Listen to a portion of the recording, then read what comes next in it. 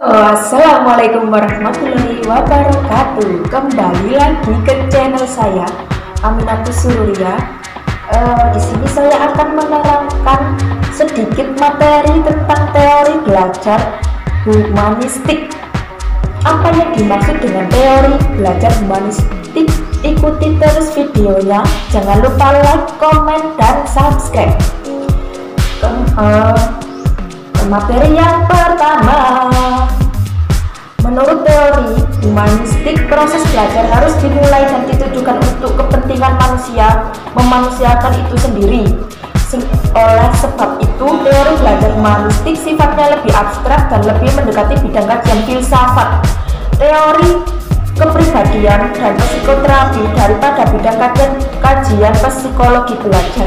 Teori humanistik sangat mementingkan isi yang dipelajari dan pada proses belajar itu sendiri.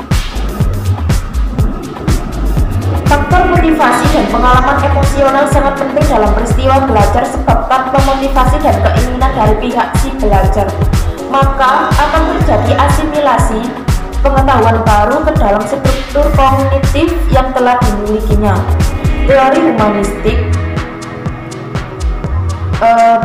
berpendapat bahwa teori belajar apapun dapat dimanfaatkan asal tujuannya yang memanusiakan untuk manusia, yang mencapai aktualisasi diri, pemahaman diri, serta realisasi diri orang yang belajar secara optimal. Teori humanistik bersifat sangat elektrik, yaitu memanfaatkan atau merangkumkan berbagai teori belajar dengan tujuan untuk memanusiakan manusia dan mencapai tujuan yang diinginkan, karena tidak dapat disangkal bahwa teori mempunyai kelebihan dan kekurangan.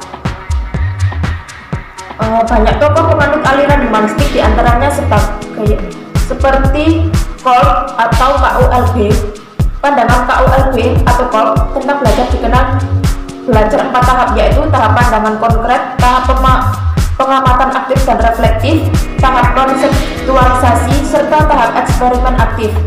Hani dan Mumford menggolongkan orang yang belajar dalam 4 macam atau golongan, yaitu kelompok aktivis, kelompok reflektor, kelompok teoris, serta kelompok pragmatis. Serta ada Habermas. Menurut Habermas sendiri, belajar baru akan terjadi jika ada interaksi antara individu dengan lingkungannya. Ia membagi tipe belajar menjadi 3, yaitu belajar teknis, belajar praktis, serta belajar emansipatoris.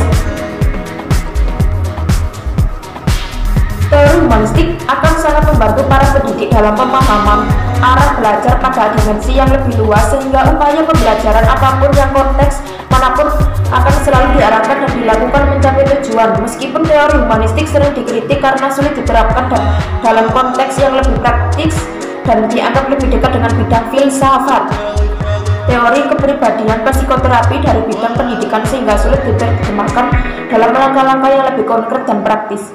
Namun sumbangan teori ini amat besar. Ide-ide konsep taksonomi tujuan yang telah dirumuskan dapat membantu para pendidik dan guru memahami hakikat kejiwaan manusia. Dalam praktiknya, teori ini cenderung mengarahkan siswa untuk berpikir induktif, mementingkan pengalaman, serta membutuhkan keterlibatan siswa secara aktif dalam proses belajar. Terima kasih telah melihat channel saya. Apabila ada salah kata, saya mohon maaf yang sebesar-besarnya. Sampai jumpa di channel lain. Wassalamualaikum warahmatullahi wabarakatuh.